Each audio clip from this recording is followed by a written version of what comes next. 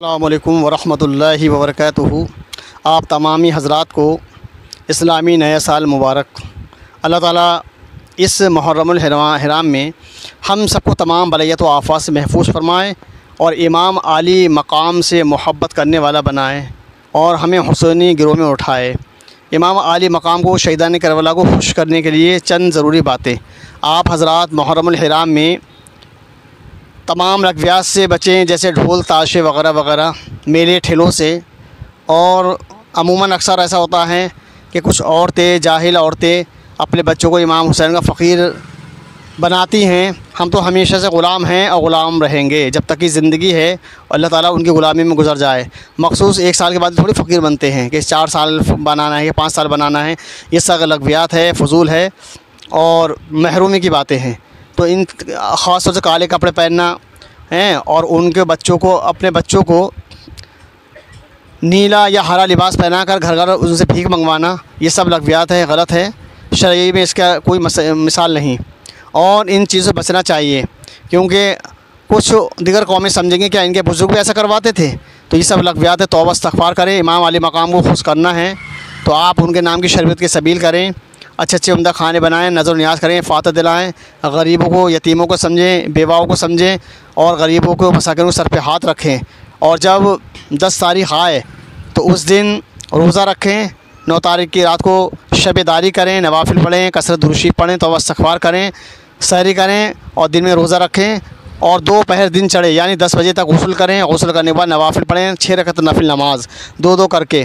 پہلے میں سبحانہ الحمد کے بعد الحاق التکاثر، اور دوسرے میں اذا زلزلہ، اور تیسری میں قل یا ایھا الکافرون، چوتھی میں قل واللہ، 5ویں میں فلق اور 6ٹھی میں ناس، اور دعائے عاشورہ پڑھیں اور امام علی مقام کو اسے ثواب بخشیں تو بے شمار فوائد حاصل ہوں گے، بے شمار ثواب پائیں گے۔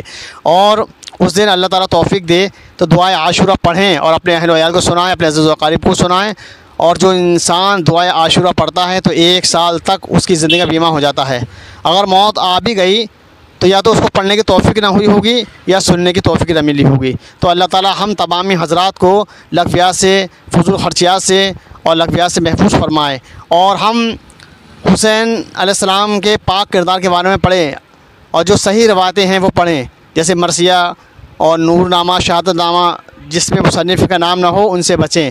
اچھی روایت پڑھیں، صحیح مصنف کی لکھی ہوئی کتابیں پڑھیں اور ان کے پاک کردار کے بارے میں پڑھیں، اور جو صحیح اصل ہے، شہیدان کربلا کا بیان ہے، ان کا پاک کردار کے بارے میں پڑھیں اور نظر و نیاز کریں۔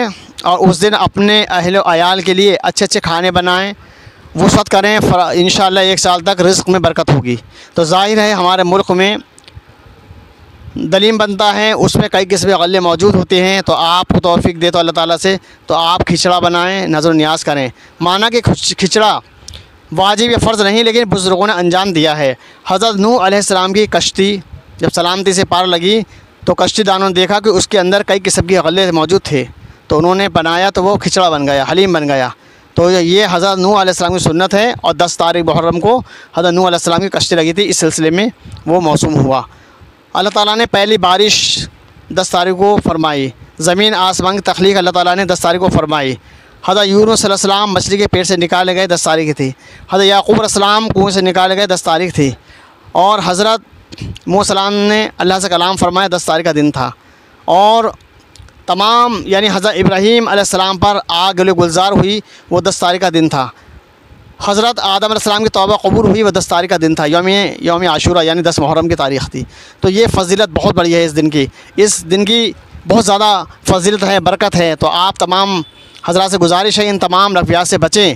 اور 10 تاریخ کو حضرت امام علی مقام نے کرب و بلا کے تپتے ہوئے میدان میں اسلام کی خاطر سل قلم کرا دیا، تو آپ ان کو اور خوش کرنا چاہتے ہیں تو ان کے پاک کردار پڑھیں، لغویات سے بچیں، اور اللہ تعالیٰ ہمیں اور آپ کو سب کو روزہ رکھنے کی توفیق فرمائیں، تمام لغویات سے بچنے کی توفیق رفیق عطا فرمائیں، اور فضول خرچیات سے بچیں، بیواؤں، یتیموں، غرباؤں کا خیال رکھیں۔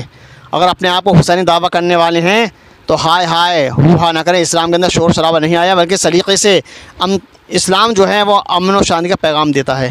حضرات اس پہ عمل کیجئے اور مجھ ناچیز کو دعا میں یاد رکھیے۔ میں محمد توفیق رضا دلکش، السلام علیکم۔